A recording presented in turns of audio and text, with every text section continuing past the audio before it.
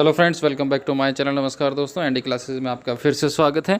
Friends, I hope कि आप लोगों ने मेरे चैनल को सब्सक्राइब कर रखा होगा। अगर नहीं किया है तो प्लीज़ सब्सक्राइब कर लें, बेल आइकन को जरूर प्रेस कर लीजिएगा ताकि जैसे ही कोई वीडियो अपलोड की जाए आपके पास नोटिफिकेशन आ जाए उसकी।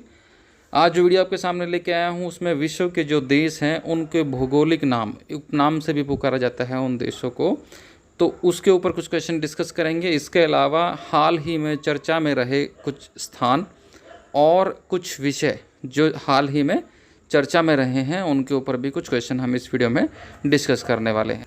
फ्रेंड्स, मैं आपको एक चीज़ बताना चाह रहा था। टेलीग्राम ग्रुप पे हमारा चैनल है जिसमें सुबह, दोपहर और शाम तीनों टाइम पे हम क्विज ऑर्गेनाइज कराते हैं।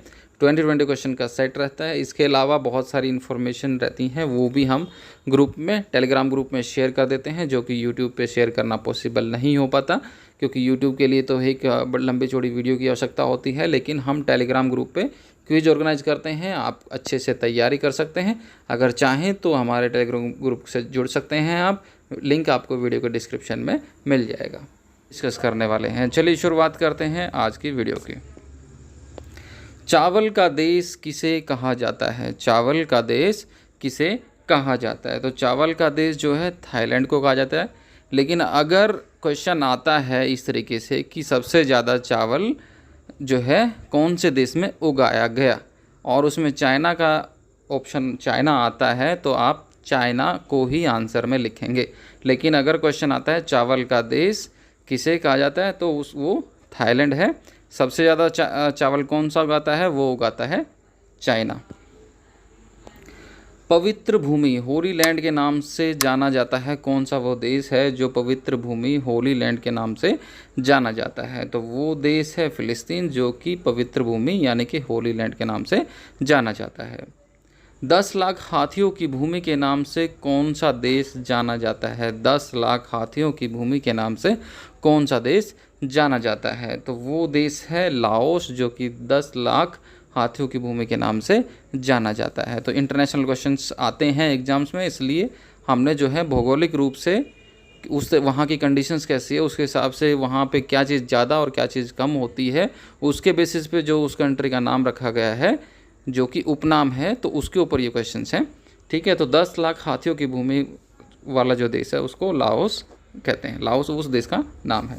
निम्नलिखित में से कौन सा देश कृषि की प्रधानता तथा हिमालय की भांति आल्प्स पर्वतों की उपस्थिति के कारण यूरोप का भारत कहलाता है? तो वो कौन सा देश है जो कि यूरोप का भारत कहलाता है? क्योंकि वहाँ पे कृषि की प्रधानता है भारत की तरह, और हिमालय की जैसा वहाँ का एक पर्वत श्रेणी है जिसको आल्प्स पर्वत कहते हैं। तो वो देश है इटली, जो कि यूरोप का भारत कहलाता है।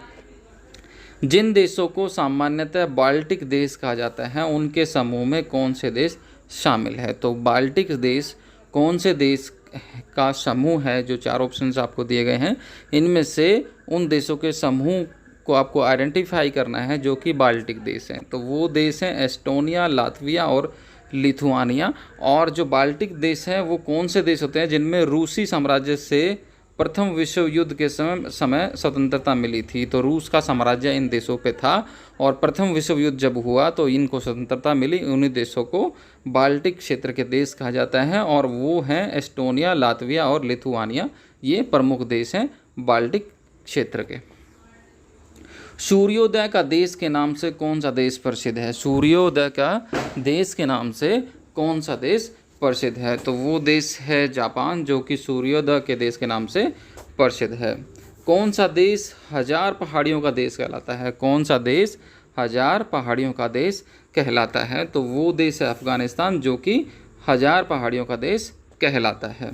विश्व का कौन सा देश पवन चक्कियों की भूमि कहलाता है? विश्व का कौन सा देश पवन चक्कियों की भूमि कहलाता है? तो पवन चक्कियों की भूमि जो है नीदरलैंड कहलाता है।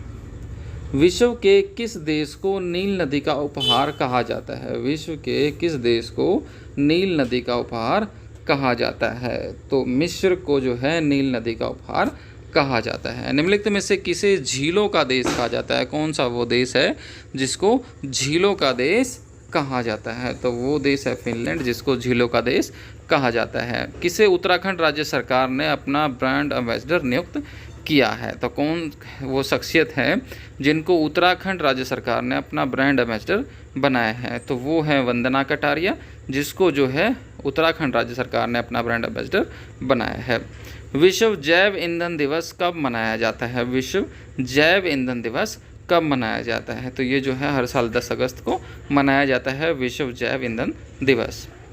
BCCI भारत क्रिकेट कंट्रोल जो है उसने टोक्यो ओलंपिक 2020 में भारत के लिए रजत पदक जीतने वाले खिलाड़ियों को कितने लाख रुपए देने की घोषणा की है? मतलब सिल्वर मेडल जिनको मिला 2020 टोक्यो ओलंपिक में, उनको जो है BCCI कितने लाख रुपए देने की घोषणा की है? तो उनको जो है 50 लाख रुपए देने की घोषणा की है, जिनको सिल्वर मेडल मिला है टोक्यो ओलंपिक 2020 में, उसको BCCI 50 लाख रुपए देगा।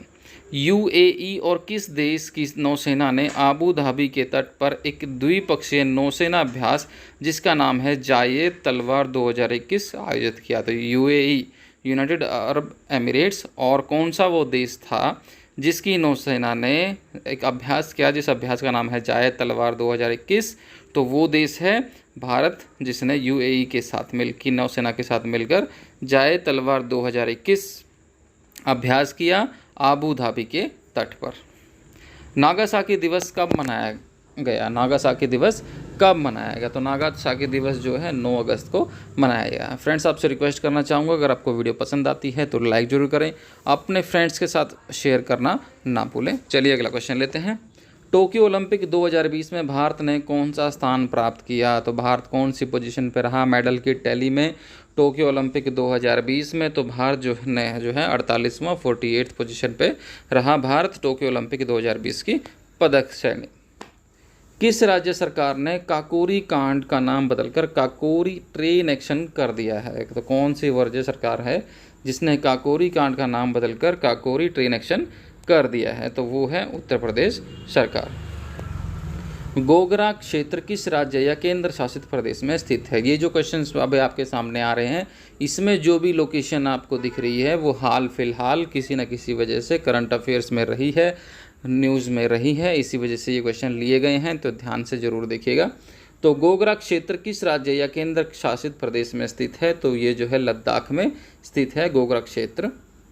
विश्व आदिवासी दिवस कब मनाया गया? विश्व आदिवासी दिवस कब मनाया गया? तो ये जो है 9 अगस्त को मनाया गया।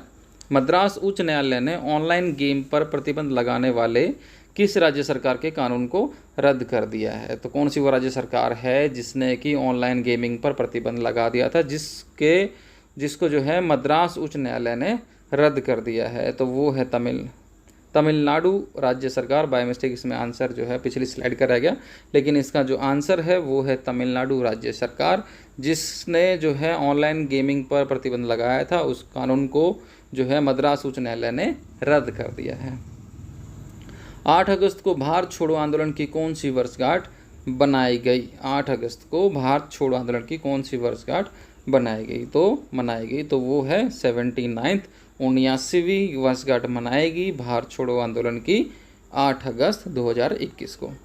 भारत की पहली हाइड्रोजन फ्यूल सेल आधारित ट्रेन कहाँ चलाएगी? भारत की पहली हाइड्रोजन फ्यूल सेल आधारित ट्रेन कहाँ चलाएगी? तो ये जो है हरियाणा में चलाएगी भारत की पहली हाइड्रोजन फ्यूल सेल आधारित ट्रेन। तो आप लोगों के लिए क्वेश्चन है, आपको कमेंट बॉक्स में लिख के बताना है कि हरियाणा में कहाँ से कहाँ चलाई गई भारत की पहली हाइड्रोजन फ्यूल सेल आधारित ट्रेन। राष्ट्रपति रामनाथ कोविंद ने चमनलाल पर एक स्मारक डाक टिकट जारी किया, वह कौन थे? तो चमनलाल पर जो है एक डाक टिकट जारी किया है राष्ट्रपति रामनाथ कोविंद ने, तो वो कौन थे? तो वो जो है एक सामाजिक कार्यकर्ता थे।